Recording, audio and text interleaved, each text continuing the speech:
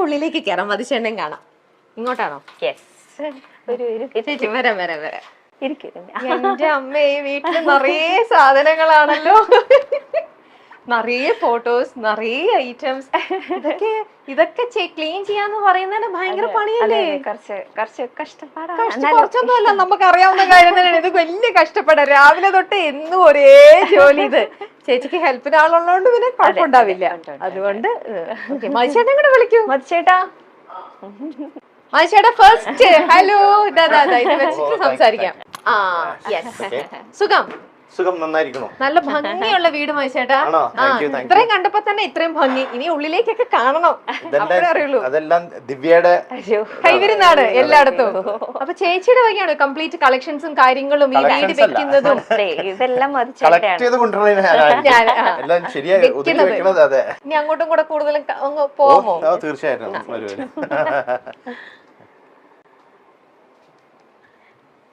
ഈ ആന്റിക് പീസസിനോട് അങ്ങനെ എന്തൊക്കെയാ നോക്കിയത്, എത്ര സാധനങ്ങളാണ്. ഇവിടെ ഒന്നും ഒതുങ്ങിയിട്ടുണ്ടാവില്ലല്ലോ മുകളിലുണ്ട് കുറച്ച്. ഇതിപ്പോ അവസാനം കിട്ടിയൊരു കുറച്ചു ദിവസം മുമ്പ് കിട്ടിയ ഒരു അവാർഡാണ്.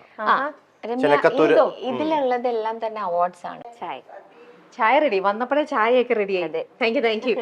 ഇതൊക്കെ പ്രത്യേകിച്ച് കുട്ടികളുടെ ഇഷ്ടത്തിന് അങ്ങനെയൊന്നും വെച്ചിരിക്കണമെന്നല്ല. രണ്ടു പേർക്കും പെറ്റ്സിനെ വലിയ ഇഷ്ടമാണ്. ഇഷ്ടം പോലെ പെറ്റ്സ് ഇങ്ങനെ വന്നു പോയി ഇരിക്കുകയാണ്. അപ്പം അതിന്റെ ഒരു ഭാഗമായിട്ട് ഈ അക്വേറിയം ഇവിടെ ഇരിക്കുന്നത്. എത്ര നാളായിട്ട് ഇവിടെ ഇരിക്കുന്നുണ്ട്? ഇതിപ്പോ 10-11 years. അതിനു മുമ്പ് വേറെ ആയിരുന്നു. അതിനു മുമ്പ് ആ കോർണറിൽ ഉണ്ടായിരുന്നു ഒരു മറ്റേ മറൈൻ ഇതുപോലെ സെറ്റ് ചെയ്തിട്ടുണ്ടായിരുന്നു, ലൈവ് അക്വേറിയം. ആമസോൺ ഇതുപോലെ അതുപോലെ ടോർട്ടോയ്സ് ഇതൊക്കെ ഉണ്ട്. ടോർട്ടോയ്സ് അത് ഇടാൻ പാടില്ലായിരുന്നു അറിയില്ലായിരുന്നു. അപ്പൊ അവര് കൊണ്ട് ഇട്ടു. അതിങ്ങനെ വീട്ടിലൊക്കെ ഇങ്ങനെ നടക്കും. അത് നമ്മള് പുറത്തേക്ക് പോയിട്ട് വരുമ്പോഴത്തേക്കും അത് കട്ടിലിന്റെ ചോട്ടിലും അവിടെ ഒക്കെ ആയിട്ട് പോകും. അതിന് മുകളിൽ നിന്ന് കയറി ചാടി ചിലതൊക്കെ ആത്മഹത്യ ചെയ്തിട്ടുണ്ട്. അങ്ങനെ കരയിലേക്ക് ചാടിയാൽ അത് മരിക്കുമോ? അതുകൊണ്ട് നിങ്ങൾ അത് മാറ്റി ഇങ്ങനെ ആക്കി വെച്ചു. ആമയെ വളർത്താൻ പാടില്ല. അതെ, പിന്നെ അങ്ങനെ ഒരു റൂള് വന്നല്ലോ, അങ്ങനെ ചെയ്യാം. പണ്ട് എല്ലാരും റൂളല്ല, ആ ആമയെ നമുക്ക് വളർത്താം, പക്ഷെ അത് ആമസോൺ ഇതിൽ ഉള്ള ആമയാണത്. ഒരു പച്ച കളർ ആമ. അത് ഹസാർഡാന്നൊക്കെ പറഞ്ഞിട്ട് ഓരോ യൂട്യൂബ് വീഡിയോസ് ഒക്കെ വന്നിരുന്നു.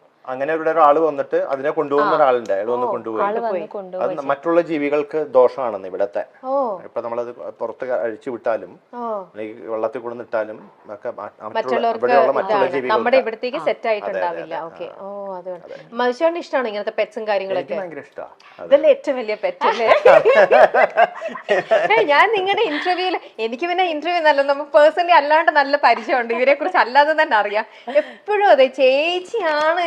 എന്താ ഞാൻ വേറൊരു കാര്യം കൂടെ ഉണ്ട്, ചേച്ചിക്ക് അറിയോ? സോഷ്യൽ മീഡിയ തുറന്നു കഴിഞ്ഞാല് മതിച്ചേട്ടന്റെ ഒറ്റയ്ക്കുള്ള ഇന്റർവ്യൂവിനെക്കാട്ടിലും ഭയങ്കര റീച്ചും ഭയങ്കര പബ്ലിസിറ്റിയും ഈ ചേച്ചിക്കാണ്. സീക്രട്ട് ആണ് മനസ്സിലാവുന്നത്. രമേഷ് പിഷാരുടെയും ധർമ്മജനും പോലെയാ. അത് കലക്കിട്ടാ, അത് കലക്കി ശരിക്ക്. അപ്പൊ ധർമ്മജൻ ഒറ്റയ്ക്ക് വരുമ്പോൾ ഭയങ്കര ക്ലിക്ക് ശരിക്കും കേട്ടോ. ഭയങ്കര ഒരു ചേച്ചി പറയൂ, അതിന്റെ പിന്നിലത്തെ രഹസ്യം എന്താണ്? എന്തായിരിക്കും ചേട്ടാ? ഈ മൈച്ചേട്ടാ ഒരു ദിവസം എത്ര തവണ വിളിക്കും? എന്ത് ചോദിച്ചാലും എന്താ മൈച്ചേട്ടാ, എല്ലാം മൈച്ചേട്ടന്റെ അടുത്താ ചോദ്യങ്ങളെല്ലാം. ഇവിടെ അത് നിങ്ങളുടെ പടമല്ലേ? അതൊക്കെ ഓരോ ആരാധകര് ചിലതിലൊക്കെ ഞങ്ങളെ പോലൊന്നും ഉണ്ടാവില്ല കാണാൻ. എന്നാലും നമുക്ക് മനസ്സിലാവല്ലോ അത് നിങ്ങളുടെ തന്നെയാണ്. ഇത് ചേച്ചിയുടെ. നിങ്ങൾ രണ്ടുപേരിലും ചേച്ചി വരയ്ക്കും അല്ലേ? ഞാൻ പറഞ്ഞു കോളേജ് വരെയൊക്കെ ചെറുതായിട്ട്. പക്ഷെ 2 കുട്ടികളും വരയ്ക്കും. ഞങ്ങക്ക് നല്ല ചായയൊക്കെ ഉണ്ടാക്കി തന്നത് ഇതാ നമ്മുടെ മതിച്ചേട്ടന്റെ സ്വന്തം അമ്മയാണ്. ഞാൻ ഇത്ര നേരം കിച്ചണിലൊക്കെ നിന്ന് സംസാരിച്ചത്. നമുക്ക് അമ്മയുടെ അടുത്ത് വിശേഷങ്ങളൊക്കെ ചോദിക്കാം. അമ്മ ഞാനിത് വെക്കുകയാണ്, മൈക്ക് വെക്കുക. നല്ല ചായ ആയിരുന്നു കേട്ടോ, നല്ല സൂപ്പർ ചായ. ചേച്ചി എങ്ങനെയുണ്ട് ചായ ഉണ്ടാക്കാൻ? അമ്മയുടെ അത്ര വരുമോ?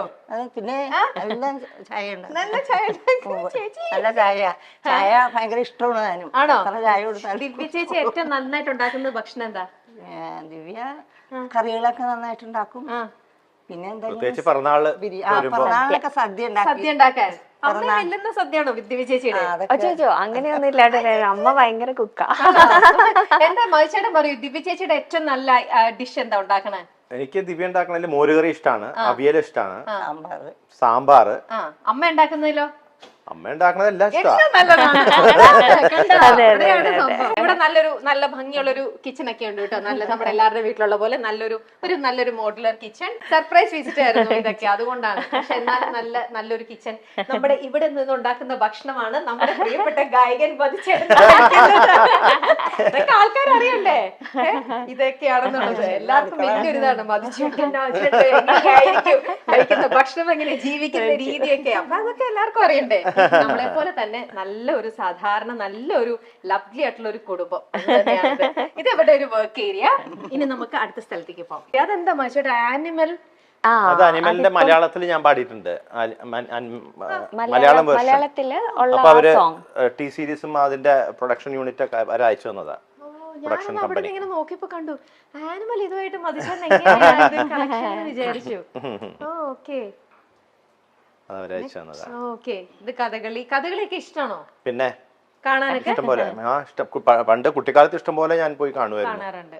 ഓക്കെ. അപ്പൊ ഇപ്പോഴും പൂർണ്ണത്രേശിന്റെ അവിടെ ഉത്സവത്തിനൊക്കെ പോകാൻ പറ്റാറില്ല. പോണെന്ന് ആഗ്രഹമുണ്ട്, പക്ഷെ നടക്കാറില്ല ഇപ്പത്തെ ഒരു ഇതില്. ഇനി നമ്മൾ അവിടെ ഒരു ബെഡ്റൂം ആണ്. നമ്മൾ ബെഡ്റൂമിലേക്കൊന്നും പോകുന്നില്ല, പ്രൈവറ്റ് ഒരു ഇത്. അവിടെ ബെഡ്റൂം ഇതെന്താ ചേച്ചി? അതൊരു വാഷ്റൂം ആണ്. Okay okay. ഇവരാരൊക്കെ വന്നു, എന്തൊക്കെ സംഭവിക്കുന്നു എന്ന് അറിയാനായിട്ട് കംപ്ലീറ്റ്. ഓക്കെ. ഇവിടെ ഒന്നും നിങ്ങൾ ഇരിക്കാറുണ്ടോ ടി വി കാണാൻ വേണ്ടി? അച്ഛന്റെ സീറ്റാ. ഓക്കെ. ചേച്ചിയുടെ അച്ഛനും അമ്മയും ആണല്ലേ? ഓക്കെ.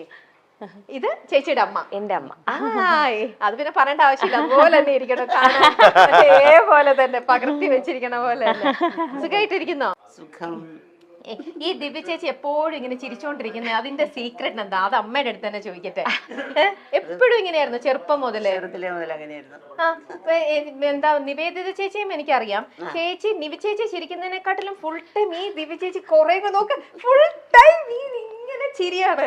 അത് എന്താ അമ്മയ്ക്ക് എന്താ തോന്നുന്നത്? അമ്മയുടെ തന്നെ ഒരു ഇതാണോ അതോ അച്ഛന്റെ ആണോ? ആരുടെ രീതിയാക്കി ഇട്ടിരിക്കുന്നത്?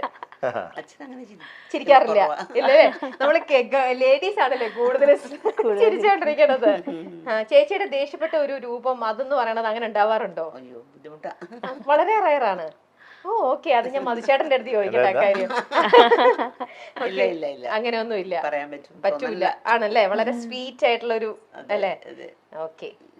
ചായ ഒക്കെ കുടിച്ചോ? ഓക്കെ. ഞങ്ങളെന്നാ ബാക്കി ഇതിലേക്ക് പോട്ടെ. ശരി കേട്ടോ അമ്മ, ടേക്ക് കെയർ. കാണാം. അപ്പൊ അത് അമ്മയുടെ മുറിയായിരുന്നു. അതിലേക്ക് പോവാമോ? പോവാം. ലൈറ്റ് ഇല്ലാതെ പോയി, കഷ്ടം. അതാ കറണ്ട് പോയിരിക്കാണ് കേട്ടോ. ഞങ്ങൾ ഇൻവേർട്ടറിലാണ് ഇപ്പൊ ഇതെല്ലാം ഇട്ടിരിക്കുന്നത്. അതുകൊണ്ട് എല്ലാ ലൈറ്റ്സും നമുക്ക് ഓണായി കിട്ടില്ല. നമ്മൾ പോകുന്ന വഴിയിൽ നിറയെ ഈ പെയിന്റിങ് ഇതെല്ലാം നിറഞ്ഞ് കൃഷ്ണനും ഉണ്ണിക്കണ്ണനും. ഇത് ശിവകുടുംബം. അതെ, അതും ആശ ചേച്ചിയുടെ.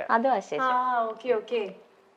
എന്റെ അമ്മ ഇത് എവിടേക്കാ സമ്മാനങ്ങൾ വെച്ചിരിക്കുന്നത് വീട്ടില്? ഇടയില മതിച്ചേട്ടന്റെ ഇതൊക്കെ വെക്കാനായിട്ട് കംപ്ലീറ്റ്. എവിടെയാണ് അച്ഛൻ? ഓക്കെ. അച്ഛൻ കിടക്കാണെങ്കിൽ വിളിക്കണ്ട, നോക്കാം.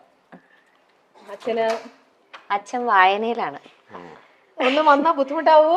അച്ഛാ ഒരു ഇന്റർവ്യൂവിന്റെ രമ്യ അറിയില്ലേ? രമ്യ, നിഖിലിന്റെ രമ്യ ഓർമ്മയില്ലേ? രമ്യ ചേച്ചിയുടെ അച്ഛനാണ് കേട്ടോ. അച്ഛൻ ഭയങ്കര റീഡിങ് ഹാബിറ്റ് ഉള്ള ഒരാളാണ്. അച്ഛൻ ഒരുപാട് വായിക്കും. അപ്പൊ അച്ഛൻ വായിച്ചുകൊണ്ടിരിക്കുമ്പോ ഞങ്ങൾ ഒന്ന് ബുദ്ധിമുട്ടിക്കാൻ വന്നതാ. ഇത് അച്ഛന്റെ മൈക്കാണ്. മൈക്ക് പറയണത് കേൾക്കാനായിട്ട്. അച്ഛൻ സുഖമായിട്ടിരിക്കണോ? പിന്നെ ചായ കുടിച്ചോ? ചായ കുടിച്ചു. എന്ത് ബുക്കാ ഈ വായിക്കുന്നേ? അയോധ്യ. വായിച്ചു കഴിയാറായി. അതല്ല, ഒരുപാട് സത്യങ്ങളാ നമ്മൾ അറിയാത്ത സത്യങ്ങൾ അതിനകത്ത് മുഴുവനും. എന്തൊക്കെ കാര്യങ്ങളായെന്ന് അറിയില്ലേ? ഈ മക്കൾക്കുണ്ടോ ഇതേപോലെ റീഡിങ് ഹാബിറ്റ്? മക്കൾക്കുണ്ടോ? വായിക്കാനുള്ള ശീലമുണ്ട്. ഉണ്ട്. ആ മകനില്ല. അതൊക്കെയാണ് എന്റെ ഇൻട്രസ്റ്റ്. യക്ഷിക്കഥ, പ്രേതകഥ, ഹൊററാണ് എന്റെ. അതല്ല മോളെ, നമുക്ക് വായിക്കാൻ ശീലമുണ്ടെങ്കിൽ സമയം നന്നായിട്ട് പോയിക്കൊണ്ടിരിക്കും. യാതൊരു സംശയമില്ല. മറ്റേതെന്നറിയാമോ? ഒരു ബോറിംഗാ. ആ സത്യം അത്. നമുക്ക് ഇനി ബാക്കിയുള്ള അച്ഛൻ ഞങ്ങൾ ബാക്കിയുള്ള അടുത്തേക്ക് കൊണ്ടൊന്ന് പോയി വീടിന്ന് ചക്രടിച്ച് കാണട്ടെ. Okay? അപ്പൊ സന്തോഷം കേട്ടോ, കാണാം കേട്ടോ, സന്തോഷം. മോളിവിടെ വന്ന് പോകുന്നൊക്കെ ഞാൻ കണ്ടിട്ടുണ്ട്. പക്ഷേ ശരി ശരി, ഓക്കെ. നീ പൂജ റൂം. ഓ മേളിലാ പൂജാറു. യെസ്. ഇത് ദിവ്യയുടെ വീണയാണ്. ദിവ്യ കുറച്ചാൾ വീണ പഠിക്കണ്ടായിരുന്നു. അത് അവിടെ തന്നെ നിൽക്കണ്ടേ. എന്റെ വീട്ടിലും അതെ, തബ്രും വീണ് ഇങ്ങനെ ഒരു ഷോ പീസ് ആയിട്ടാണ് അവിടെ ഇരിക്കുന്നത്. ഇതായിട്ട് പൂജാമുറി എന്ത് ഐശ്വര്യ. ഇതെന്റെ അച്ഛൻ.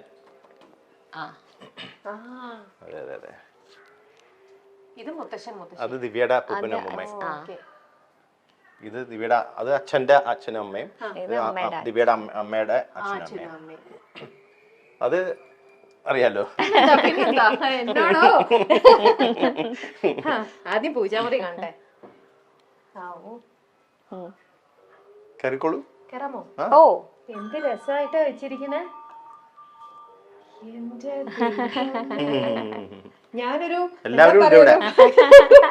ഒരു സ്ഥലത്ത് ചെന്ന് ഇങ്ങനെ കാഴ്ച വസ്തു എല്ലാവരും ഉണ്ട് ഇവിടെ. അമലോത്ഭവ മാതാവ്, വേളാങ്കണ്ണി മാതാവ്, എല്ലാരും ഉണ്ട്. ഇതിപ്പോ മനുഷ്യരുടെ പാടാൻ പോകുമ്പോഴും അമ്പലത്തിൽ നിന്നും ഒക്കെ അല്ലാതെ മറ്റേ നാഗൂറിലെ പള്ളിയില്ലേ, മുസ്ലിം പള്ളി, നാഗൂർ പാപ്പ എന്ന് പറയും. അതുകൊണ്ട് എല്ലാരും ഉണ്ട്. ഇത് ഇത്രയും ഭാഗം കൂടെ കാലിയുണ്ടോട്ട്. ഇവിടെ ഇനി കുറച്ച് ഇവിടെ നിന്ന് മദ്രാസിലേക്ക് എടുത്തോണ്ട് പോയി. പിന്നെ ഇത് ഇങ്ങോട്ടേക്ക് തെക്ക് ദർശനമാണല്ലോ, അതുകൊണ്ട് അധികം അവിടെ വെക്കാൻ പറ്റില്ല. മധു ബാലകൃഷ്ണൻ എന്ന പേര് കേൾക്കുമ്പോൾ മനോഹരമായ സ്വരമാധുര്യമായിരിക്കും പലരുടെയും മനസ്സിൽ നിറയുക. മധു ബാലകൃഷ്ണന്റെ മനോഹരമായ ആലാപന മികവിൽ പ്രേക്ഷക ഹൃദയങ്ങൾ കീഴടക്കിയ ഗാനങ്ങളും ഏറെയുണ്ട്. ദക്ഷിണേന്ത്യൻ ചലച്ചിത്ര ഗാനാസ്വാദകർക്കിടയിൽ ഇന്ന് ഏറ്റവും പ്രിയങ്കരമായ ശബ്ദമാണ് മധുവിൻ്റേത്. ബാല്യത്തിലെ ആരംഭിച്ച കർണാടിക് സംഗീത പഠനത്തിന്റെ പിൻബലം മധു ബാലകൃഷ്ണന് സ്വരശുദ്ധിയും ഭാവശുദ്ധിയും നൽകിയപ്പോൾ അതിമനോഹരമായ ശബ്ദത്തിനുടമ കൂടിയായ മധു ബാലകൃഷ്ണൻ മറ്റ് ദക്ഷിണേന്ത്യൻ യുവ ഗായകർക്കിടയിൽ തീർത്തും വ്യത്യസ്തനായി. 2002 മാൽക്കണ്ണാടി എന്ന ചിത്രത്തിലെ അമ്മേ അമ്മേ എന്ന പാട്ടിലൂടെ കേരള സംസ്ഥാന ചലച്ചിത്ര പുരസ്കാരത്തിന് മധു ബാലകൃഷ്ണൻ അർഹനായിട്ടുണ്ട്. സംഗീത ലോകത്ത് ഇനിയും ഏറെ ദൂരങ്ങൾ താണ്ടി നിരവധി അംഗീകാരങ്ങൾ മധു ബാലകൃഷ്ണൻ നേടുമെന്നാണ് സംഗീത പ്രേമികളുടെ എല്ലാം ആഗ്രഹം. അദ്ദേഹത്തിന്റെ വീട്ടുവിശേഷങ്ങളാണ് ഇപ്പോൾ ശ്രദ്ധ നേടുന്നത്. എറണാകുളത്താണ് അത്യാധുനിക സൗകര്യങ്ങൾ അടക്കമുള്ള മധുവിന്റെ ലക്ഷറി ഹൗസ് സ്ഥിതി ചെയ്യുന്നത്. മധുവിനൊപ്പം സ്വന്തം അമ്മയും ഭാര്യയുടെ മാതാപിതാക്കളുമുണ്ട്. ചെന്നൈയിലും മധു ബാലകൃഷ്ണന് വീടുണ്ട്. 2 നിലകളിലായി സ്ഥിതി ചെയ്യുന്ന വീടിനകം നിറയെ മധുവിന് സംഗീത ലോകത്ത് നിന്നും ലഭിച്ച അംഗീകാരങ്ങളാൽ നിറഞ്ഞിരിക്കുകയാണ്. അമ്പലത്തിന് സമാനമായ രീതിയിലാണ് വീടിന്റെ രൂപകൽപ്പന. മൃഗസ്നേഹികളാണ് മധുവിന്റെ കുടുംബം. അതുകൊണ്ട് തന്നെ നിരവധി നായ്ക്കളും അക്വേറിയവും എല്ലാം വീടിനുള്ളിലുണ്ട്. മാധവം എന്നാണ് വീടിന് ഗായകൻ പേര് നൽകിയിരിക്കുന്നത്. മൂത്തമകൻ പിറന്നതിന് ശേഷമാണ് വീട് വാങ്ങിയത്. അതുകൊണ്ടാണ് വീടിന് മധുവും ഭാര്യയും മാധവം എന്ന് പേരിട്ടത്.